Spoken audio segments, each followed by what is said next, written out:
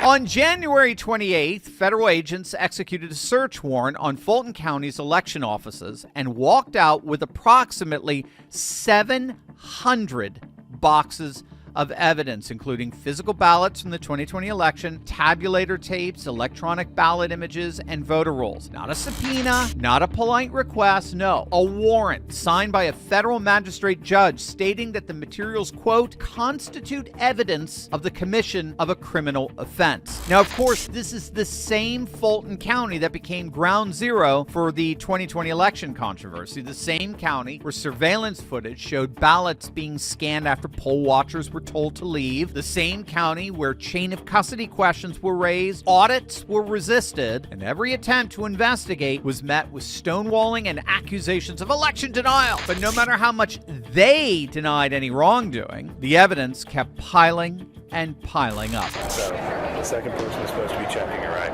So in 3 times in 3 minutes she called out Biden. The second auditor caught it, and she said, no, this is Trump. Now, that's just while I'm standing there. So does the second checker catch it every time? But this way, in 3 times in 3 minutes, from 2:09 to 2:12, she got 3 wrong. That's just in the short time that you were that I was standing there. And does it get corrected every time? Because the next table I went to right after that, the only reason I left that table is because there was one where the first person was reading it off, handing it to her. She's not even looking at it, she's just putting it in. Putting it in which set? Whatever one the first person said. So table 17 was the first one where the woman got it wrong 3 times. Table 18 was where the first person would call out Biden or Trump. She passed it across the table. The other person did not even look at it and just put it wherever the first person said. That person was supposed to be auditing and checking the second one. Gotcha. And so here's what happened after that. So I go and report it. They say, oh, we'll talk to the election officials, blah, blah, blah, blah, blah. They tell her, hey, I guess they talked to her. And so I come back by again in a few minutes. She's not doing it after they've talked to her. So I come and stand next to her, and she goes like this.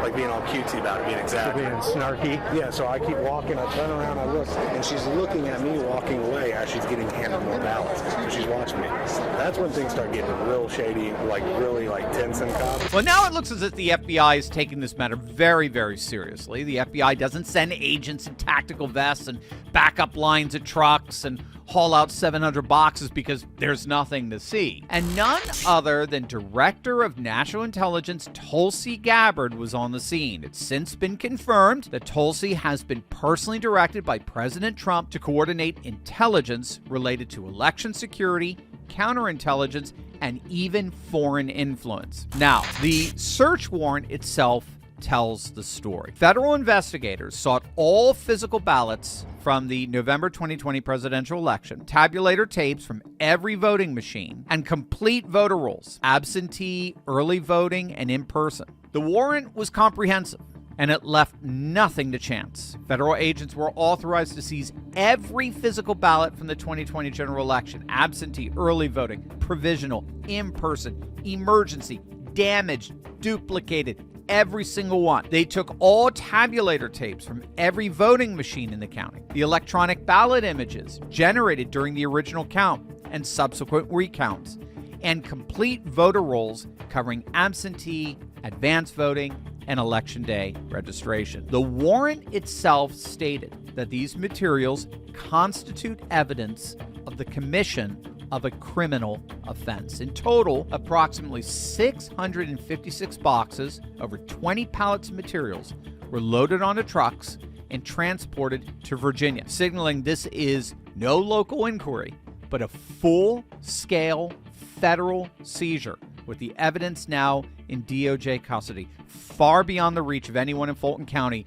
who might want it to disappear. They're obviously doing everything they can to reverse course here to try to bring those ballots back. Ain't happening. It's not happening. And here's where this gets even more interesting. Remember, this is the same jurisdiction where District Attorney Fani Willis launched her years-long crusade against Donald Trump over election interference. The same DA who claimed Trump was the one undermining democracy. Now, her own county's election apparatus is under federal criminal investigation, and the irony is so thick, I mean, you could cut it with the knife, and that's because when Fani Willis said she was investigating 2020, that what she she was really doing is she was targeting the very people who were exposing the real fraud. So that's how poisoned the system became. That's how weaponized it became over these years, where the deep state, after 4 years of Trump's first term, came back with a vengeance to try to get rid of him. In claiming that they were investigating Trump's attempt to supposedly steal the election in 2020, what they were in point of fact doing, Fani Willis and her ilk, is they were targeting the very people who were brave enough to stand up and expose the fraud.